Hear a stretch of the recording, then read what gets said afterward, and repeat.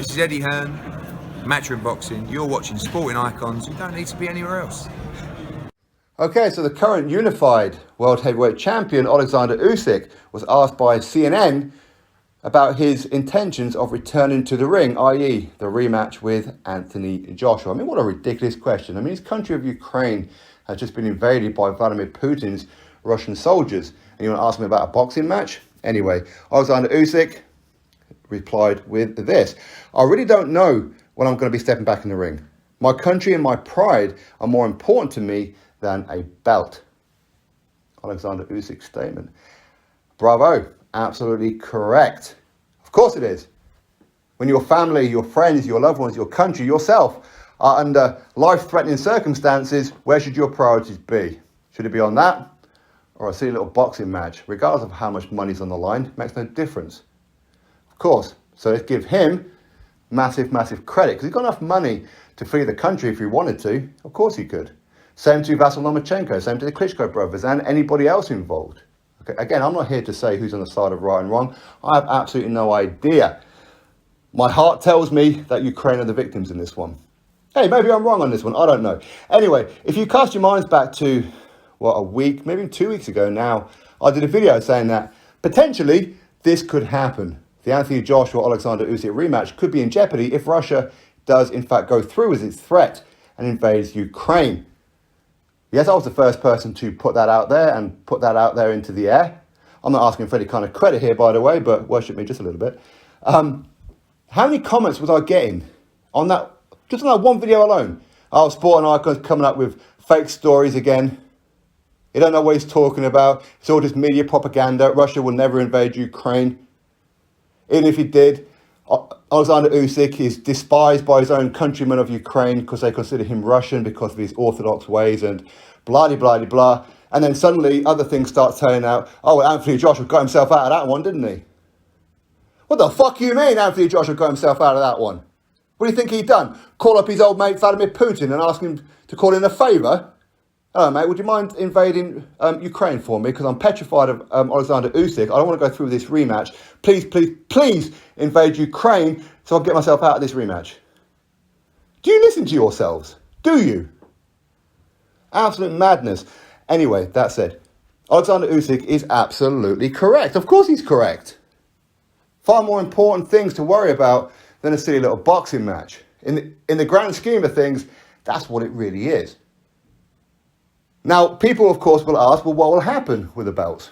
Well, what will happen with the belts is Oleksandr Usyk will end up having to vacate all the belts. Again, okay, we don't know how long this war's going to go on for. It could end tonight, tomorrow, next week, next month. Could go on for the next couple of years. Maybe this is the gateway to World War III. We don't know how far this is going to go. And none of us experts, we can all pretend as much as we want, but we don't know. All we're really doing is guessing.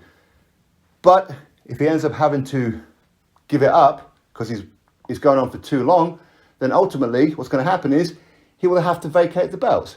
He will then be made champion emeritus, champion in recess. So when he returns, he can fight for any other sanctioning body that he chooses of the current WBA, IBF, WBO.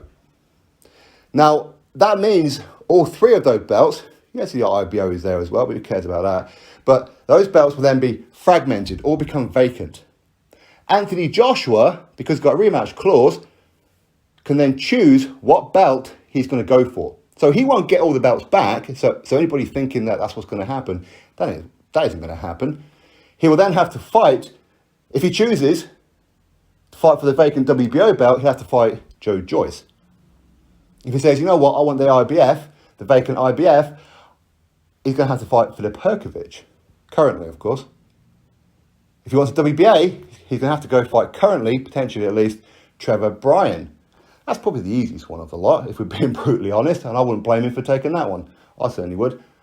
So Joshua will then have to go around belt collecting to get all those belts back again, much like he did before. Okay? Then, as and when Oleksandr Usyk returns, hopefully he returns. Again, no guarantees in life. You don't know what's going to be happening. He will then have a choice as to where he's going to go. If the belts are still fragmented, if there's three champions, he has to choose a champion that he's going to go for.